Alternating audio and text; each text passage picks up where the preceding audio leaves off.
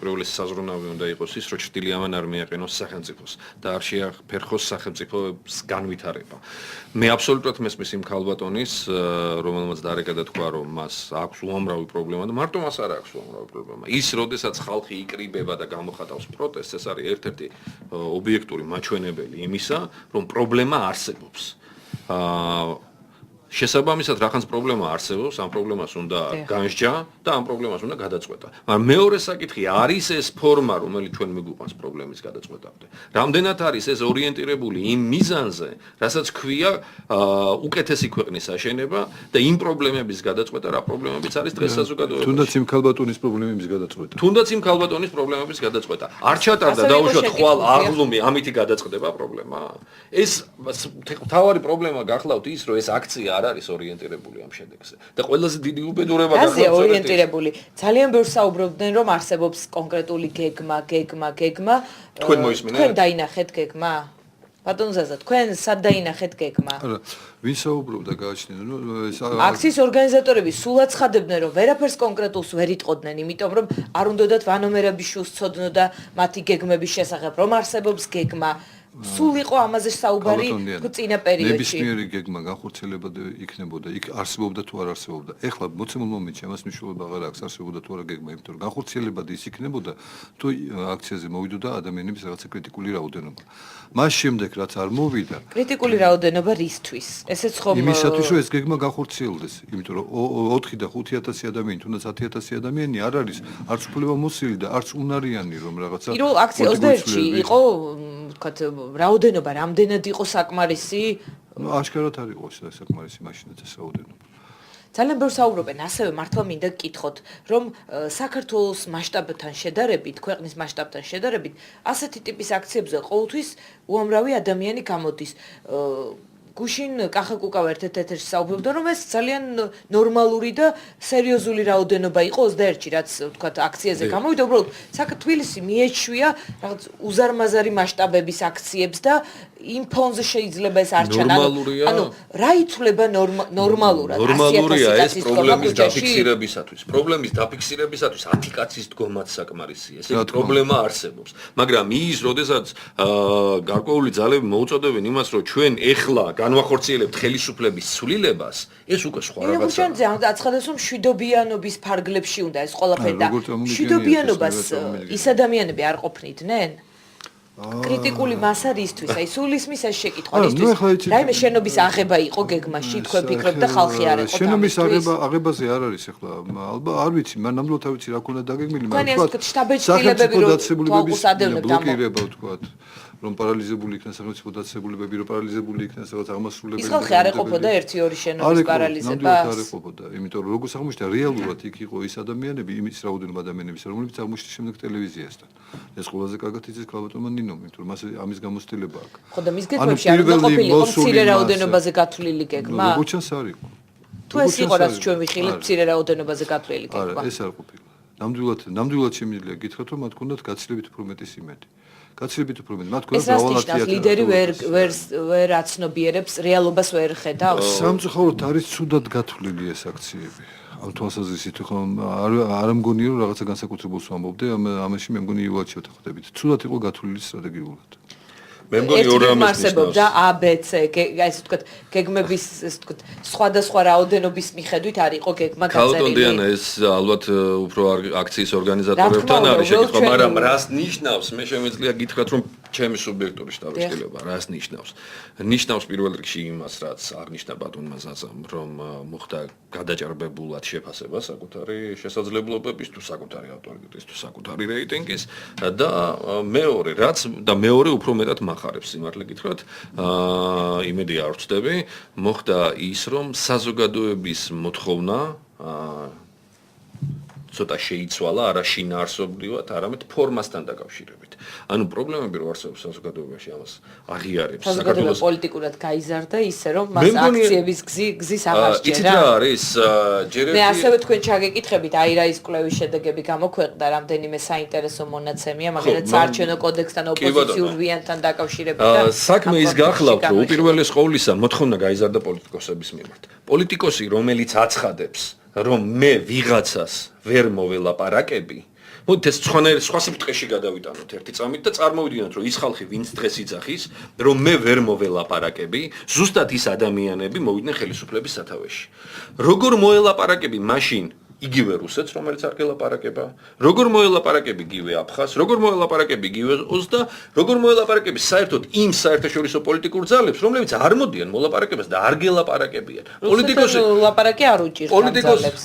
გასაგებია, აქ არ არის მხოლოდ და მხოლოდ ერთ კონკრეტულ სეგმენტზე საუბარი, მაგრამ საერთაშორისო პოლიტიკაში ლაპარაკებისადმი მზაობაზე ამ პოლიტიკურ. როდესაც პოლიტიკოსი იძახის, რომ მე ვერ მოველაპარაკე, ეს იმას ნიშნავს, რომ ის როგორც პოლიტიკოსი, თლა ბოლომდე შემდგარი არ არის. როგორ შეიძლება პოლიტიკოსმა ამოწუროს ამის რესურსი და როგორ შეიძლება მან უარი თქვას მოდით ესე ვთქვათ, რომ გაერთიანებულიყო იგივე ძალის ხმევა. ხო, დღეს შევხედოთ ოპოზიციურ სპექტრს. არსებობს დაუშვათ იგივე რაღაც იგივე ჯგუფი, რომელიც მუშაობს საარჩევნო რეფორმაზე, არსებობს კიდევ სხვა ჯგუფები, რომ გაერთიანებულიყო იგივე ეს ძალის ხმევა, იგივე ეს ენერგია იმისათვის, რომ საარჩევნო გარემო, რაც რეალურად ჭირდება ქვეყანას გაუმჯობესდეს, გაცილებით უფრო შედეგზე ორიენტირებული იქნებოდა თუ არ იქნებოდა. უფრო შედეგზე ორიენტირებული. ვისაუბრებთ ეს პროცესები რამდენად მოახდენს გავლენას იმ პროცესზე, რომელსაც ქვია მოლაპარაკება საარჩევნო კოდექსის გარშემო. მანამდე ორი მსმენელი ყავს ხაზზე, გამარჯობა გისმენთ. ერთი შეკითხვა მაქვს, ერა ორია, იმ სტუმართან შევარდნაძე რომ ახსენა იმ კონტექსტში. ჩაატარებდა აღումს და დიახ, ბატონი ზაზა ფირელიშვილი, დიახ, გისმენთ. მაგასთან მაქვს შეკითხვა 90-იანი წლების დასაწყისში, როცა გმირთა მოედანზე ხალხს ხურეცდა და გენშერის ზაღლებით დასევდა, მაშინ ჭკვიანი იყო შევარდნაძე, ეს ერთი ამიცნას ერთი ეს მაგის მორალით ამის. გასაგებია, მეორე შეკითხვა დასვეთ, დიახ. მეორე შეკითხვა. თქვათ 10,000 გაუბედურებული ადამიანია საქართველოში უმუშევარი, მარტო კრიმინალებს ავთვლი მე გაუბედურებულად. დიახ. იმათ უნდა გადაწონონ ბურჯანაძის დაძახილზე საქართველოს ბედი. სირცხვილია ეს უბრალოდ. გასაგებია, ქალბატონო, თქვენი პოზიციაც და შეკითხვაც. კიდევ ერთი მსმენელი, გამარჯობა, გისმენთ დასვით შეკითხვა. მე ფეოდალ ხალხს ვერ ვკები და ვიყავი მიწზე და სულ მე ნახე ეს პოლიტიკური პიტიკი ნაკლებად არის სოციალური პიტიკი არის უბრალოდ სოციალური პროტესტი მაგრამ მენტალიტეტი არ ხალხს მართლა უჭირს და რაც და აქედან გამომდინარე ნუ იქნება მცდელობა ეს პოლიტიკურად გადავიყო ეს არის სოციალური ბუნტი და სოციალური აჯანყება ფაქტია რაზომი და რაფორმით ეს ერთია და მეორე კიდევ საარჩევნო კოდექსი და საარჩევნები ეს ზებო ჩამოგრავს თუ არა ზარს ეგ არის ეს სულ აბსურდოდ ამ შემთხვევაში არ არის ახლა ამიტომ თქვათ აი ეს გავმიჯნოთ ერთმანეთსგან თორემ ეს ყველაფერი ერთმანეთში აჟერსანდალი გამოდის ან თქვენ ფიქრობთ რომ ეს ვთქვათ სოციალური პრობლემების გამო დგანან ეს ადამიანები ქუჩაში პროცენტი სოციალური საკითხია და შეიძლება 20% იყოს პოლიტიკა არ არის ხალხი განწყობილი ამ პოლიტიკურ შემთხვევაში აკეთა ამ შემთხვევაში დამნაშავე თulis სააკაშვილოს და ამ ხელისუფლებას იმიტომ რომ მათი მდგომარეობა არის გაუსაძლისი აქედან გამომდინარე დღეს აღლუმის ჩატარება და ფულის კიდევ იმაში გადაყრა პროტესტის ნებისმიერ ნორმალურ ადამიანში ეს არის თელი სიტუაცია ამაში დავინახოთ ჩვენ მარილი თორემ ახლა მიყვები და ბურჯანაძე და ისე და ვის კადიუნდა ეს მე არჩევნებში ჩავატაროთ ბატონო ჩემ გასაგებია ძალიან დიდი მადლობა კიდევ ერთი მსმენელი გისმენთ ანუ დიახ გისმენთ ქალბატონო გამარჯობა გამარჯობა ბატონო თქვენ კითხვა მაქვს ორივესთან ნინო ბურჯანაძე ნამდვილად არ გაქვს უჭკუო ხალხს ეს აქცია კი სავარაუდოდ ძირითადად მე დაგეგმილი ძალიან უჭკუოდ მიმდინარეობს ესეც და ხომ არ ფიქრობთ რომ ასკენ სიამოვნებს თქმა მაგრამ აი რუსეთის დავალებას ასრულებენ რაღაცნაირად და აქვე გეტყვით რომ ხელისუფლების მოწინააღმდეგეა მადლობა გასაგებია ძალიან დიდი მადლობა მოდით ბოლო შეკითხვიდან დავიწყოთ ბატონ ზაზა უჭკუო ხალხს არ გავსო მაგრამ პროცესი უჭკუოდ მიმდინარეობს ანუ ხომ არ არის ასე ვთქვათ მისი მონაწილეობის გარეშე ანუ მისი მონაწილეობით უბრალოდ სხვაგან იგეგმება პროცესი იყო მინიშნება რუსეთზე აი ვთქვათ არა ახლა კონკრეტულ მიმდინარეობაში აქციისა თუნდაც რუსეთის ფაქტორი არსებობდეს რა ნამდვილად არ შეიძლება ღია ეთერში ესე განცხადება ჩემი მხრიდან რომ აი რუსეთი დგას მათ უკან ახლა დაუშვებელია იაბარამიძემ გააკეთა 2 დღის წინ რადიო თავისუფლების დღეისთვის მიცემულ ეს ინტერვიუში მისინებაა, მე ვერ განცხადება, რომ გავაკეთებ ასეთ ეს არის მე დავკონკრეტები ამ განცხადების შესახებ, რომ ისინი ელოდებიან, ასე ვთქვათ, მხარდაჭერას რუსეთიდან და გათვლა საოკუპაციო ჯარებზე, რომლებიც ჩაერევიან სიტუაციის დაძაბვისთანავე პროცესში. ასეთი შინაარსის იყო მისი განცხადება. ხო, ნუ ეს როგორც ჩანს, აქვს ამის კომპეტენცია ამის განცხადების. მე ვერ გეტყვით. საქმე ის არის, რომ თვითონ აქციები, იცით, მე ამის შესახებ რამდენჯერმე დავწერე და ელექტრონული მედიის მეშვეობითაც ვილაპარაკე. აქციები აშკარად მიდის აი იმ ესთეტიკით, რომელიც ახასიათებდა 80-იანი წლების ბოლოსა და 90-იანი წლების დასაწყისის აქციებს. ანუ იცით, იმდენად მოძველებული ფორმებია, რომ ისინი არ ნაკლებად მუშაობს დღეს. აი თქვენ წეხანა ახსენეთ, როგორ პოლიტიკური კულტურა გაიზარდა ადამიანების არა.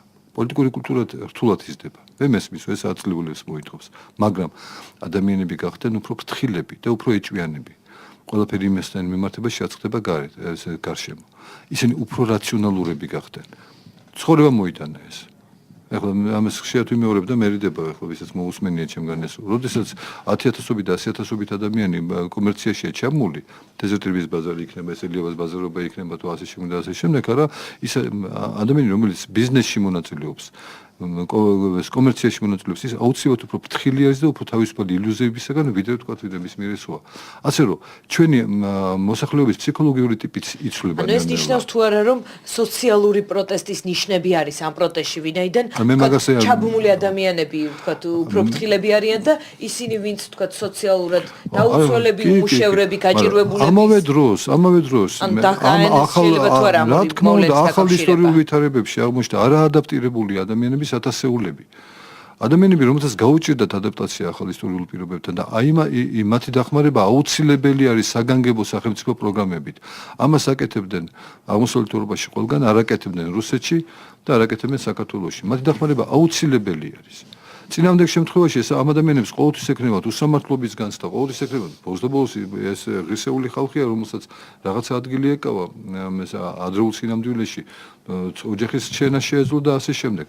ის ბატონი აბსოლუტურად სწორი არის, რომ ბრძანებს, რომ აი სოციალური მდგენელი აი ამ პროტესტისა, რომელიც ახლა რუსთაველზე ხდება, არის ძალზე სერიოზული. თუმცა კი ვერ დავეთანხმები იმაში, რომ გადამწყვეტი. იქ სხვა რაღაცეებიც მუშაობს, ახლა ამის დაზუსტება ნამდვილად არ შეიძლება და ნება მომიცეთ ახლა აი ქალბატონი, რომელიც შევარდნაძეზე საუბრობდა. დიახ, იცით, ქალბატონო, გაიხსენეთ, ვინ ხრიტავდა იმ ხალხს. ის ხალხი მე ციხეში აღმოჩნდა. ეს არის ჩემი პასუხი, რომელიც აღარ გავაგრძელებ ამ თემას. სარეკლამო პაუზაა, მადყოფინებ ჩემი პროდიუსერ, მოუსმინოთ რეკლამას და შემდეგ გავანვაგზოთ გადაცემა. Resume